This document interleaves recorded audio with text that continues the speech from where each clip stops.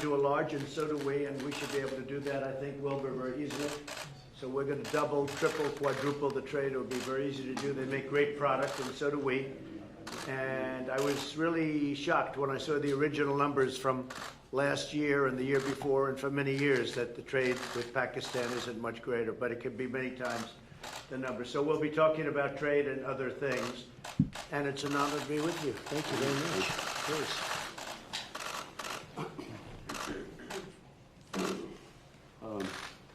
I look forward, Mr. President, to talk to you about, obviously, Afghanistan, which is a big issue for us Pakistanis, because stability in Afghanistan means stability in Pakistan. We also want to talk about all three neighbors, Afghanistan, India, Kashmir, and of course Iran. We will discuss the situation there, because all three neighbors of Pakistan. And he lives in a very friendly neighborhood. I mean, as if there are not already enough challenges. Mr. President, after your last meeting with the Prime Minister, you offered to mediate between India and Pakistan over Kashmir. And since then, the situation has gotten more complicated, and India continues to deny or accept any mediation. So where does the offer stand now, and don't you think It would always stand. If I can help, I would certainly do that. And it will be dependent on both of these gentlemen. One without the other doesn't work if you're going to do mediation or if you're going to do an arbitration. But certainly I would be willing to help if both Pakistan, let's say, and India wanted me to do that. I am ready, willing, and able. It's a complex issue. It's been going on for a long time. But if both wanted it, I would be ready to do it. No, but Mr. President, but the only thing is, reverting back to my question in the Outer Office on Kashmir. Yes. You know, the thing is, you are asking both the parties to accept and agree. One is aggressor, violator of the UN resolutions, and plus non-compliance, plus merging Kashmir into its own territory. This is the kind of reporter I like. I like this reporter. And how can you? Are you a member of this team, or are you? I'm not a member of this team. I'm an independent journalist. You're saying what you think. Let me complete my question, Mr. President. No, but I have to be requested. How can you make an aggressor and an aggressor okay. meet and the violation of the UN resolutions? Very fair question or statement. Let me put that one down as a statement, if you don't mind. But you're right. You have to have two parties that want to agree, and when they come, and at some point India may come. I have a very good relationship with Prime Minister Modi. I have a very good relationship with Prime Minister Khan. And if at any time they say, we have some points that we think we can maybe iron out, I think I'd be an extremely good arbitrator. I've done it before, believe it or not, and I've never failed as an arbitrator. I've been asked to arbitrate disputes, pretty big ones from friends, and I've done it in a good, successful fashion. If I can be of help, you know that. If I can be of help, let me know. But you'd have to have the assent also from the other side. Mr. President, Mr. President Johnson has now called for a new deal, just moments ago, for a new Iran deal. This is the first time he's called for that. I wonder what your reaction to it, and have you discussed that with him? Well, I think that's why he's a winner. That's why he's a man that's going to be successful in the UK, and I think that's great. You're talking about Boris, yes, right? Boris is a man who, number one, he's a friend of mine, and number two, he's very smart, very tough. And he does want a new deal because the other deal was ready to expire. It was a very short number of years left. All that money paid and wasted. You didn't have the right to inspect the appropriate sites. You were looking at sites that would never be used to create nuclear. The sites that they would use, we weren't allowed to inspect. What kind of a deal is that? And ballistic missiles. They're allowed to test ballistic missiles and other things. But one of the biggest things is the fact that the agreement is going to expire in a very short number of years. And what kind of a deal is that? We're dealing with countries. You have to go long term. So I respect Boris a lot, and I am not at all surprised that he was the first one to come out and say that. Mr. President, this is the first time. Mr. President, this is the first time. This is the first time. This is the first time. So this is Jazeb Ali from Airline Industry, Pakistan. So this is the first time we get honest leadership like you in America. And in I past, agree with that. This is Yeah. the first time you've had so in past, honesty. in You've had a past, lot of dishonesty, and Yeah. they've treated Pakistan very badly. so in past, People in my position have treated Pakistan very badly. so in past, And I think that, I wouldn't say Pakistan has treated us too well either, but maybe there was a reason. And in fact, I think there was a reason for it. So in past, you have said that you don't trust Pakistan. So when we have honest leadership, I and trust Pakistan, but people before me didn't, but they didn't know what they were doing. So it's just one of those little problems in life. You know, you know what I do? I trust this gentleman right here. And I do trust Pakistan. I know I have a lot of Pakistani friends living in New York. They're smart. Great negotiators, by the way, in case you had any questions. They're among the toughest negotiators in the world. so you are bringing peace. And you know what? It's all going to work out. But if I can help, I'd like to help. But I don't think you've ever had a president that felt the way I do in a positive way about Pakistan. I don't think you have. I've looked back and I've seen where it was. But I also have a very good relationship with India. I have a good relationship with both. So that if they decide to use that feeling among both, I think we can help out.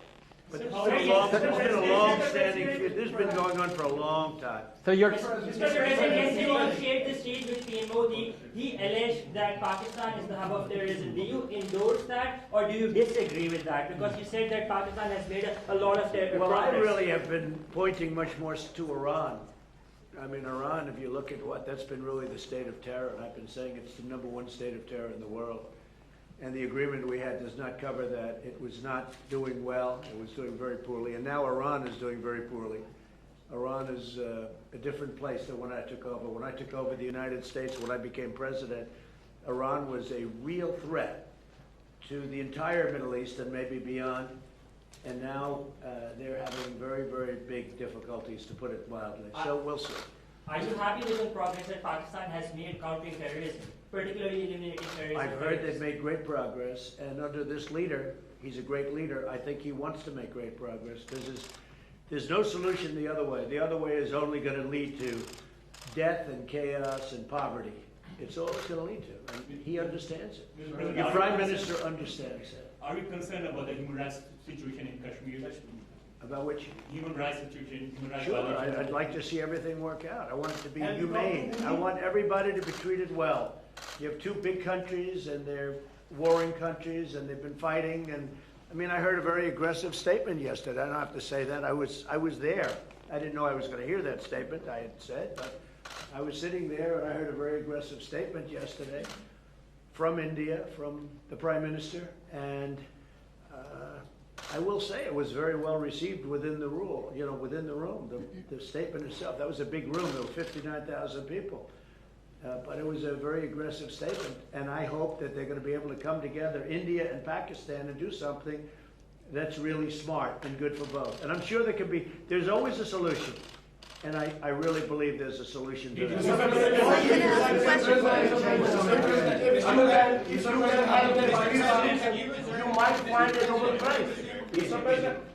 President. You've asked one already. Go ahead. Quickly. Make 1 second statement. Now, if Go ahead, make a you statement. can solve this outstanding issue of Kashmir, very likely and definitely you will be deserving a Nobel Prize on that. I think Each I'll get a Nobel Prize for How a lot about of that? things. In the second round. Mr. I think I'm President, going to get a Nobel Prize for a lot of things if they gave it out fairly, which they don't. Mr. President. They gave one to Obama immediately upon his ascent to the presidency, and he had no idea why he got it. And you know what? That was the only thing I agreed with him on. Mr. President, Mr. President, Mr. President. Right, come on. Other than Pakistan and India, the Kashmiri people are suffering last 15 days. They will talk later on, but right now there was human rights violation in Kashmir. 50 days lockdown, no internet, no food, nothing. So, you know, what you want to do for Kashmiri people? Where do you find reporters like this? These guys are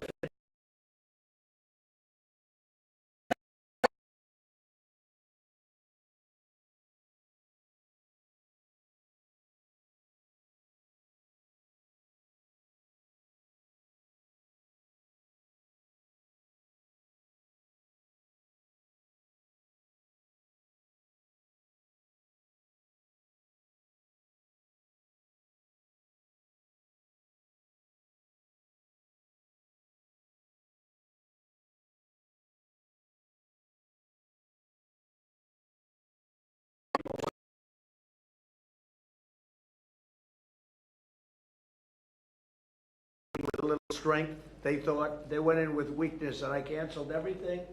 We have hit them harder in the last 2 weeks than we've ever hit them before. When do you think Mr. talks could resume again, sir? We'll see what happens, but I will say that the Prime Minister has been very helpful, and he wants to do something. He wants to see something happen, so that's fine. Mr. President, last time. Mr. Prime Minister, would you like to raise the issue of curfew, lockdown, and the atrocities in Kashmir before President of America? You know, Mr. President, I was going to raise it in private, but it needs to be said that for 50 days, 8 million people are under siege by 900,000 troops. And it's a humanitarian issue. And so I was going to say that, were you supposed to meet Narendra Modi now, I would have asked you to at least lift the siege. I mean, it's a huge humanitarian crisis taking place. Okay, so we're going to be talking about that We'll in a little discuss while. that. And Mr. Prime Minister, what are your expectations from American President about the Kashmir issue? My expectations, President Trump heads the most powerful country in the world. And the most powerful country in the world has a responsibility. And you know this, you very kindly wanted to mediate in this. And you also said that both of us, India and Pakistan, has to agree to mediation. But unfortunately, India is refusing to talk to us. So in this situation, I feel that this is the beginning of a crisis. I honestly feel that this crisis is going to get much bigger, what is happening in Kashmir. So we would like to talk about that later. But just the fact that the position of United States, it's the most powerful country. It can affect the United Nations Security Council. It has a voice. So we look to the US to put out flames in the world. Are you I will say this, look, out of my respect for your Prime Minister, I will say that many countries wanted to meet with me and us, the United States, during this very short 3-day period, and we were unable to meet with many of them.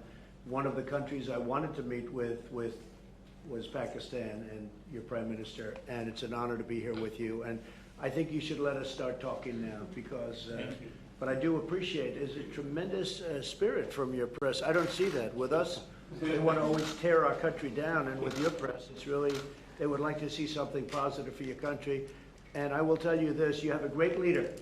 Yes. And he's a good man, he's a nice man, happens to be a great athlete, not that that matters, but it's always nice. You are a great leader too, sir. We love you. Thank you very much. You take care of yourselves. Thank you very much. Thank you, sir. Thank you. Thank you, everybody.